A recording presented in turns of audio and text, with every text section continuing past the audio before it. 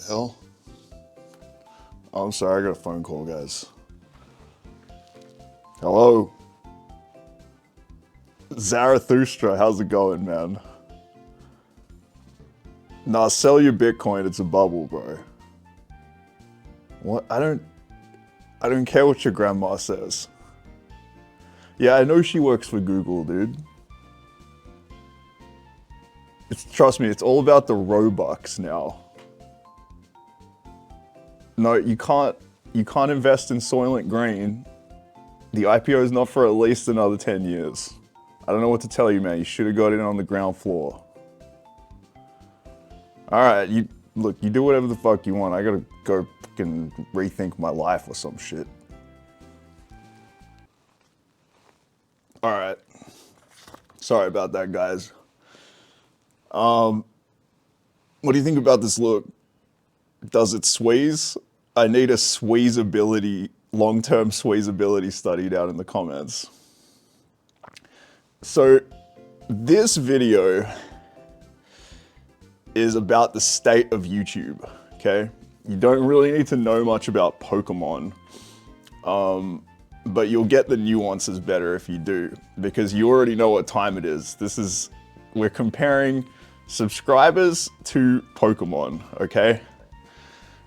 And I think a good place to start with this is going back to the way subscribers worked. At least my impression of it for the longest time on YouTube. So it was really a model that was designed to give YouTubers a method of stable growth and a reach that was proportional to their growth on the platform. So if you had 1 million subscribers, your videos would reliably get more views than someone with 1,000 subscribers, for example. And so it was sort of comparable to a mailing list, like an email list, right? You would get a notification if you were subscribed, or at the very least you would get, it would appear on your homepage when you would visit YouTube. If the person you were subscribed to had put a video up, then suddenly you would see that video, and then you would be able to click on it. Yay, right? And the system worked, I think, for a long time. But I think recently it's become clear that the system has changed. Now, there are different theories about this. I've heard Gary Vee call this the TikTokification of social media. But I don't think you really need to even blame TikTok, because I think it's also just a function of the platform's age. Like the platform's been around for, I guess, 16 years now. I believe it started in 2008. And a lot of people, including myself, have been using the platform the whole time. And so we've been stacking up subscribers like there's no tomorrow. Like, I've thinned down my subscriptions a few times in my life. And then, nevertheless, I have hundreds of them. So you can see that this idea of every time a subscriber puts out a video, I'm gonna see it, it just doesn't make sense anymore anyway, because if there are hundreds and hundreds of them and they're all putting out videos every day or even every week, I'm not gonna be able to get round to all of them. And even if I could, it probably doesn't bode very well for the platform in the long term if I'm never getting anything new coming into the system. Because the reality is, people, especially young people, like novelty. They want something new, and they don't always want something new. There is always gonna be a comfort in same old, same old. And of course, YouTube channels do make new stuff. Like, that does happen. But the system didn't really encourage channels to make new stuff because the subscription model, the subscriber idea, contains within it a kind of informal contract between the subscriber and the person who's making the video. And what I mean by that is that by pressing that subscribe button, you would say, okay, I'm going to let you as a channel have some real estate on my homepage. You're gonna take up some space there, and in exchange, you're gonna give me something that I want to watch, right? And what that meant was that that as a channel, a YouTube channel, if someone had clicked on a video that you'd made in the past and liked it and subscribed to it, that video would have a specific subject, topic, style to it that you enjoyed. And so by clicking on that subscribe, the implication was, I want more of that. And so the YouTubers, YouTube channels felt this pressure to make more of the same kind of thing. And this pressure still exists. It certainly does.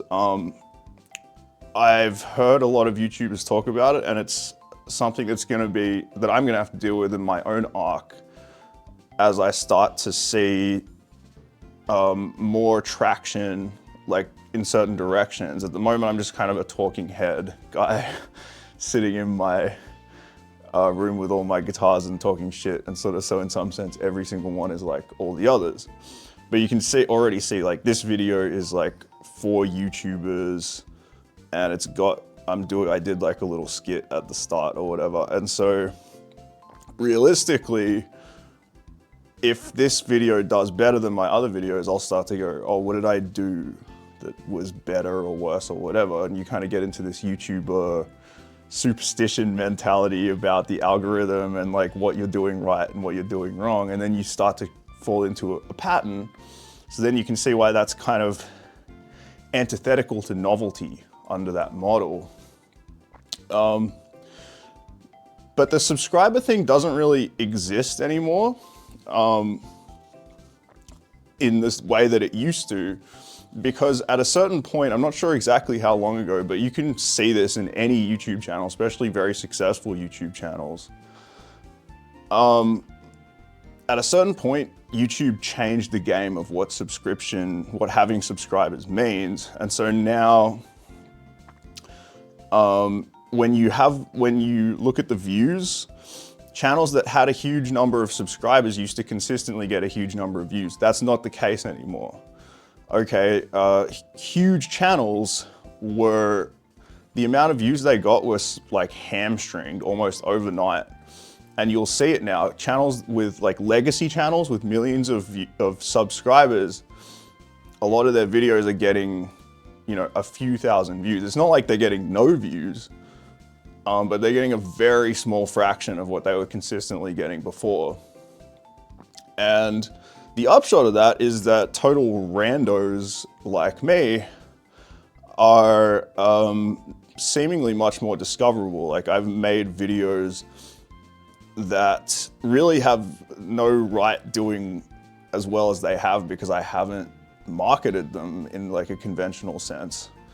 I just kind of stuck them up there. But YouTube is actually showing them to people. And so you can see that there's an element here of, it's almost like they're trying to introduce this kind of like free market competition element where they're taking the teeth out, or they're taking the edge that bigger YouTubers have over smaller YouTubers. And so if a smaller YouTuber makes a video that will potentially perform better than a bigger YouTuber, then that YouTuber now seems to have every shot of doing really well with their views.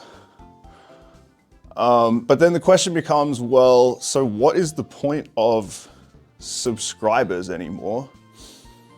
And on some level, I think everyone has their own answer to this, and I don't think it does nothing. I think it would be a mistake to make the assessment that having subscribers doesn't mean anything at all, but it just doesn't mean what it used to mean.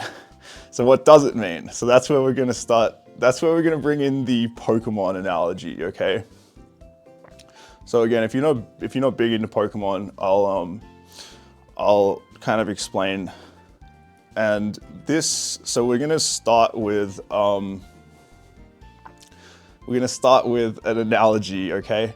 So in Pokemon, you have what is called a Pokédex, and this is I guess short for Pokemon Index. It shows all the Pokemon that you've seen, and then it also tells you which of those Pokemon you've caught, okay? And this is where you can see that there's this connection between the arbitrary and the kind of gamification thing, making with whatever's arbitrary fine. And what I mean by that is that famously in the line, in Pokemon, the line is gotta catch 'em all, right? I think a lot of people, even people who aren't into it, have probably heard that. The question is, why do you have to catch them all? Now, you do get something for catching them all, but it's not the only conceivable goal of value in the game. It's just kind of an arbitrary thing that's put into it. And of course, at the end of the day, what you're doing is playing a video game. So you're not doing anything that really matters. It's always arbitrary in video game world at the end of the day, but people still get really invested in it. And they really try to catch them all. And that's the same with subscribers. But in the Pokédex analogy, there's a difference between seeing a Pokemon in the wild, encountering a Pokemon, and capturing that Pokemon. So I have here a Pokemon, okay? And I have here what's called a Pokeball. So let's say I'm out in the wild and I run into this Pokemon called Gengar, okay? Now, I've seen him, so he's now in my Pokédex. But if I try and capture him with this Pokeball, so I throw this Pokeball at him, boing, and then he temporarily goes into the Pokeball, and then it wriggles around a little bit. It wriggles once, maybe it wriggles twice. But if he doesn't want to be caught, then he breaks free of the Pokeball, and I have not succeeded in catching him. Okay, so in the original YouTube model, these two, capturing and seeing, were almost one and the same. But now it's very different. If Gengar here is a subscriber, okay, so in the analogy now, this is the subscriber. He is a shadowy, right? He's a ghost type. He may or may not actually exist. He's cool, but a little scary because you don't really know what he means and what his deal is. Now he's come along and he's clicked on my video. So let's say he even liked my video and he subscribed, okay? That is not enough anymore to have him as a consistent viewer of my quote-unquote content, you know, ghastly name for it.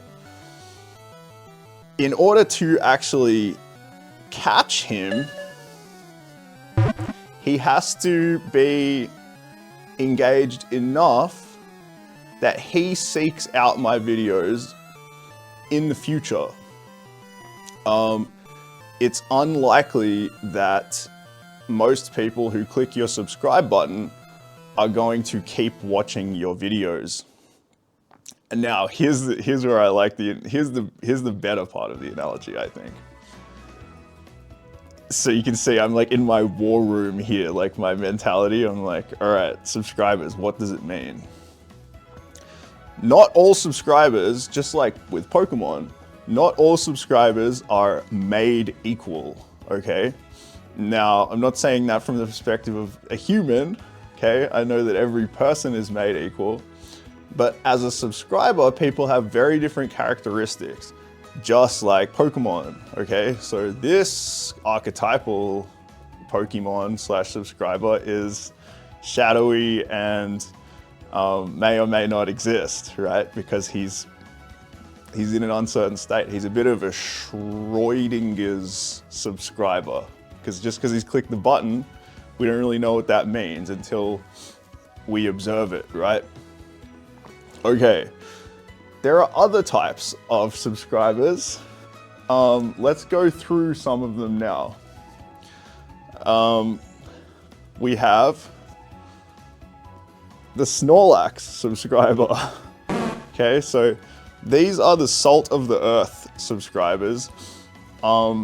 They click the subscribe button and then they may or may not ever watch another video, or they do watch your video or do watch your videos, but they put them on mute and then they fall into a deep awareness, okay? They are a sleeping Pokemon. Real Salt of the Earth types, and the world is made a better place by them.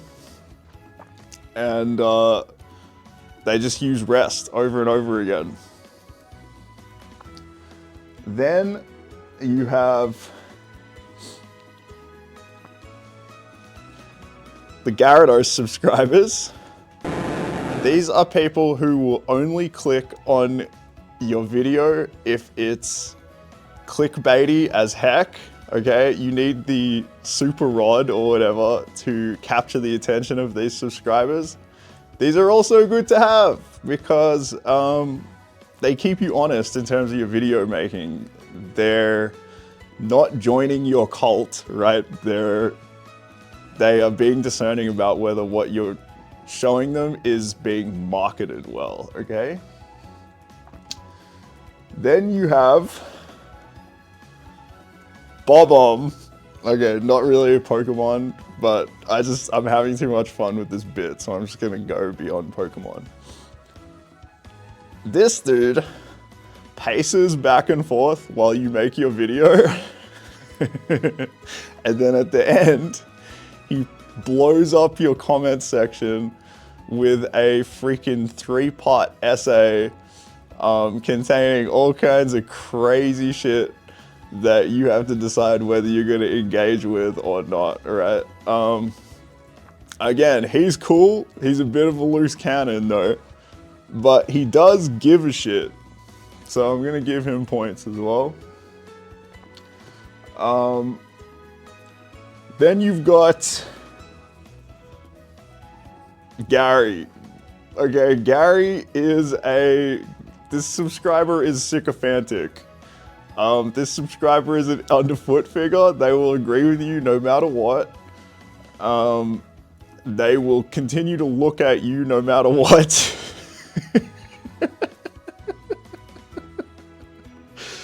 I'm sorry, Garys of the world. I don't want to be mean. They are loyal.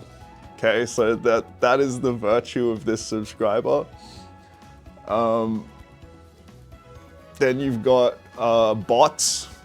Okay, lovable, not actual humans though, but they're cool. And sometimes they make weird noises. Yeah, Chimbles, I kind of felt the same way Chimbles did about that one. Then you've got people with anime waifu profile pictures, okay? Now, we don't talk about these people, and we don't own them, okay? You never saw that, all right? Then we've got probably my personal favorite, this fucking guy. Okay, this guy is a weirdo. He's a complete individual. I don't know what his deal is, but as soon as I saw this guy in my comment section, I was like, damn, this is my goat right now. This guy really is he's not gonna get like pigeonholed, you know what I mean? He may or may not be a pigeon, but he's too chunky to be put in the hole, all right? So I love that for him. And then you have the final subscriber I'm going to talk about. This is not an exhaustive list, by the way. I want you to let me know in the comments when we finished with the long-term squeezability study of this hat. I want you to tell me which Pokemon subscriber you are and why. So then we have. These are the real ones, okay? So Pikachu, if you guys don't know from the show, refuses to be put in a Pokeball, but he's nonetheless Ash's best mate. And so these guys don't hit the subscribe button because they object to the institution of subscription, but they still watch all your videos and are ride or die homies, okay? So, I think I made my point with that. The subscriber idea has changed, and it's always kind of been this way, but now it's really this way.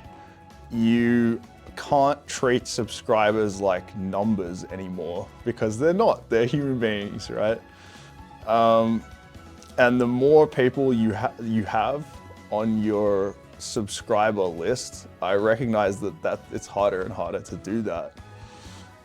But I want to finish with a thought for the YouTubers again, because I'm a YouTuber, right? So I have to go in my war room and I have to think like, and I've had to deal with this, you know, for my whole life as an artist, that you can't just make good art and expect people to check it out. You have to either find someone to market for you, or you have to cultivate your own inner marketing genius, okay?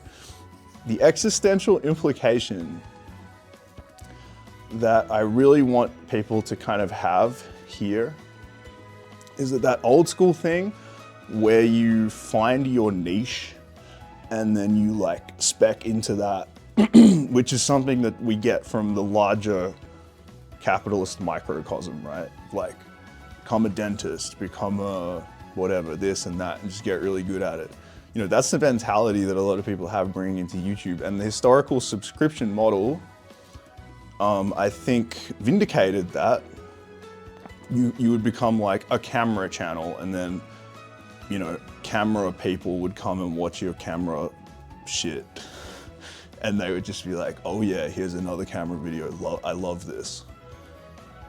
But now, going back to the Pokemon analogy, if you want to catch all, if you want to like have a lot of subscribers for whatever bizarre reason, as a small channel, I think what you should be doing is making videos about different topics, trying out different things, because the subscriber system is kind of a husk now anyway. So if what you're trying to do is get subscribers just like some kind of collectathon rather than as like some kind of existential shoring up of your channel, the better way to do it is just like in Pokemon. You go to different regions and you can only catch certain Pokemon in certain regions. So you have to go from region to region to region. So you're like a nomad, right? So that's what I think you do. You go, okay, I've kind of maxed out this thing, I've maxed out that, I've maxed out that.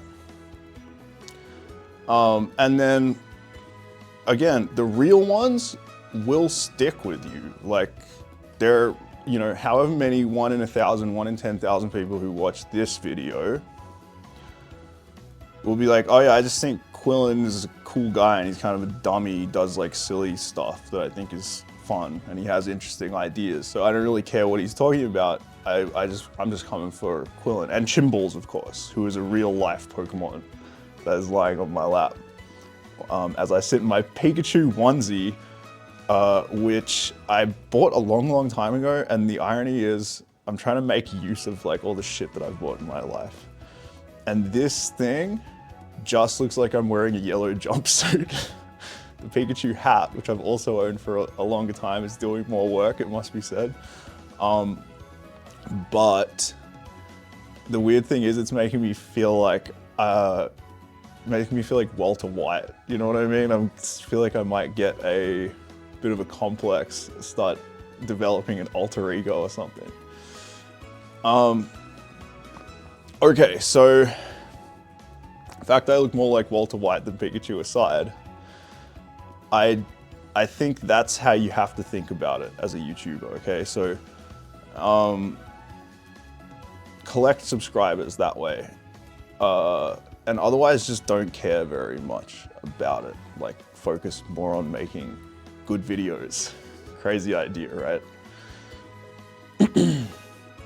Alright, that might be it. This is probably already longer than my allotted window, okay? So I don't want to take up any more of your time. But I do send you my love, and I think it's a very interesting time to be alive. So congratulations for being alive, and I'll talk to you next time.